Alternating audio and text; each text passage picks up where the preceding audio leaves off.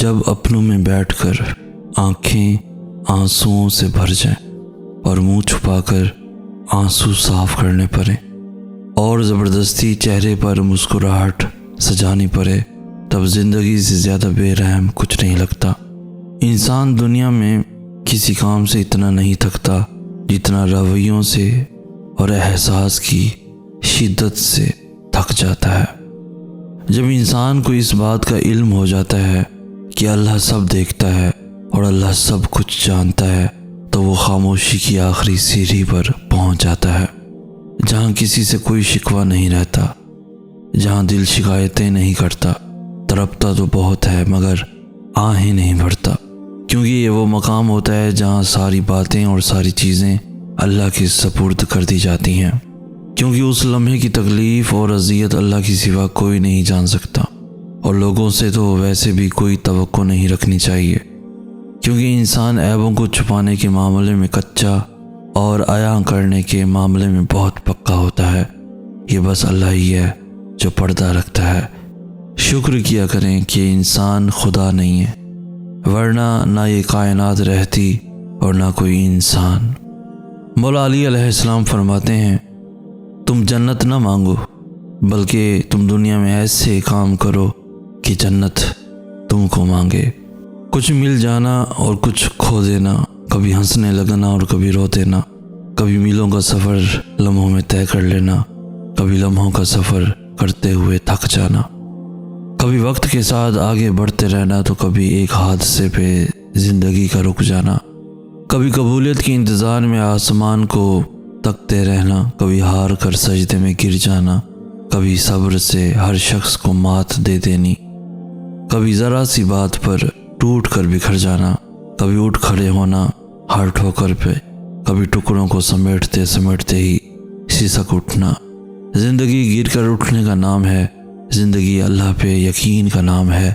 زندگی معجزوں کا نام ہے، زندگی جسم و جاں کی موت سے پہلے کی سانس کا نام ہے، زندگی مسکرانے کا نام ہے، زندگی معاف کر دینے کا نام ہے، زندگی مرنے تک جیے جانے کا نام ہے۔ تنہائی کے بعد پھر یقین سے ملاقات ہوتی ہے۔ جب تنہائی روح کا حصہ بن جاتی ہے تب اللہ روح کو یقین سے منور کر دیتا ہے۔ ہر اس بات کا یقین جسے عام شخص دیکھنے سے قاصر ہوتا ہے، اللہ کی موجودگی کا یقین، اس کی مصلحتوں کا یقین، اس کی رضا کا یقین، اس کی محبت کا یقین، اسے دیکھنے والی آنکھوں کا یقین، سانسوں کے بحال سلسلے کا یقین، لاحاصل کے حاصل ہونے کا یقین،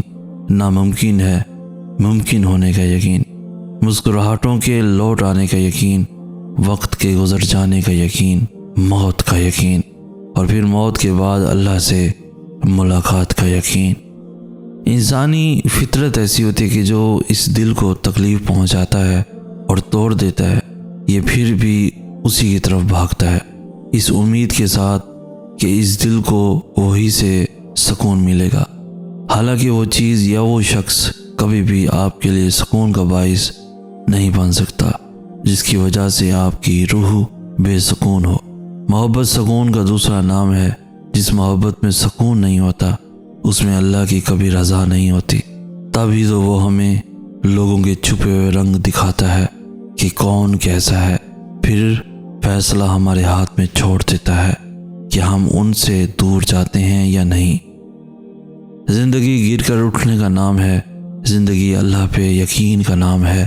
زندگی معجزوں کا نام ہے، زندگی جسم و جاں کی موت سے پہلے کی سانس کا نام ہے، زندگی مسکرانے کا نام ہے، زندگی معاف کر دینے کا نام ہے،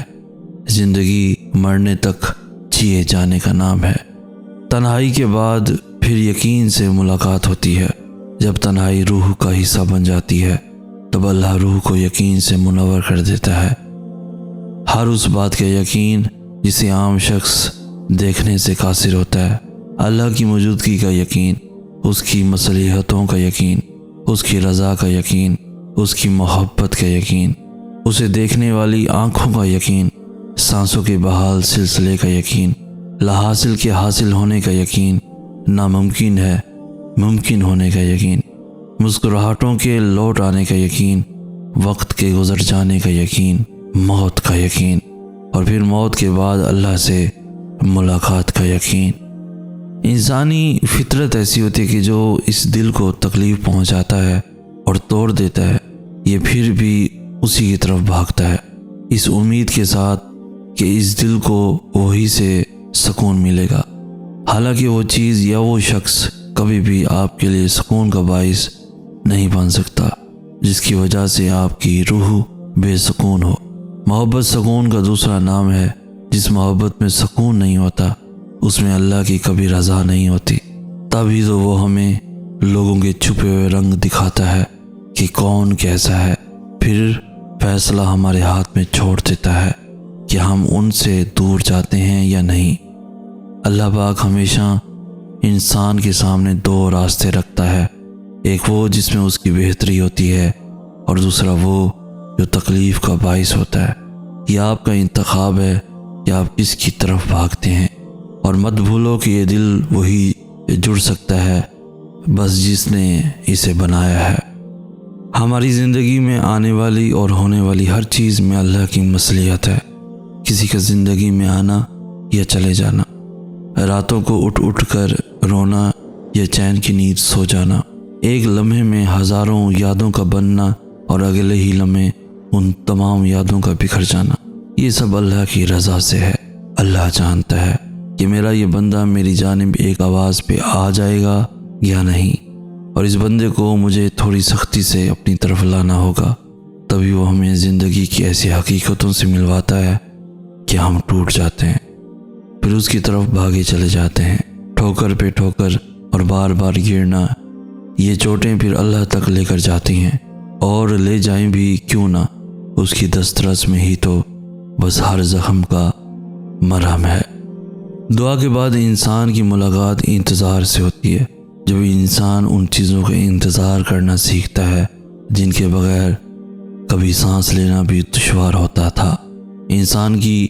انتظار کی کیفیات بڑی ظالم ہوتی ہیں، ذرا سی دستک ہوتی ہے اور انسان جلدی سے دروازے کی جانب بھاگتا ہے کہ کہیں اس دعا نے دستک تو نہیں دی کہ جس کو مانگتے ہوئے مجھے کتنے برس گزر گئے۔ کبھی کھڑکی سے باہر جھانکتا ہے تو کبھی رات بھر آسمان کو نم انتظار سے بھری نگاہوں سے تکتا رہتا ہے، پھر کبھی انتظار آنکھوں کے ذریعے سے بہنے لگتا ہے اور کبھی سسکیوں میں سنائی دینے لگتا ہے، مگر انسان اف تک نہیں کرتا۔ کبھی کبھی دل یوں ہی بس بھر سا جاتا ہے، نہ کوئی حادثہ مگر پھر بھی آنکھوں میں نمی اتر آتی ہے اور روح سسکیاں لینے لگتی ہے۔ تب بس دل چاہتا ہے کہ ہم ہوں اور اللہ ہو، اور بس ڈھیروں باتیں ہوں، کوئی تیسری ذات وہاں موجود نہ ہو۔ کتنی تکلیف کے بعد ہم اس مقام تک پہنچتے ہیں، اور کتنی اذیتوں کے بعد ہم اس کی دہلیز تک پہنچتے ہیں۔ اس کی خبر ہمارے اور اللہ کے سوا کسی کو نہیں ہوتی۔ کتنی الجھنیں لے کر انسان اس کے روبرو جاتا ہے، صرف اس امید کے ساتھ کہ وہ سنبھال لے گا، معاف کر دے گا، فریاد سن لے گا۔ ہم کون ہیں، ہم کیا ہیں، یہ تو بس وہی جانتا ہے۔ دنیا پھر چاہے کسی بھی لفظ سے پرکھے، ہمیں بس پھر اس سے التجا کرنے کی دیر ہوتی ہے کہ پھر وہ مسکرا کر تھام لیتا ہے، ہمارے ہر سوال کا جواب دیتا ہے، دروازہ دکھاتا ہے، اور تب یوں محسوس ہوتا ہے جیسے وہ آہستہ آہستہ سے ساری الجھی ہوئی گرہیں کھول رہا ہے، بس سب حل ہو جاتا ہے۔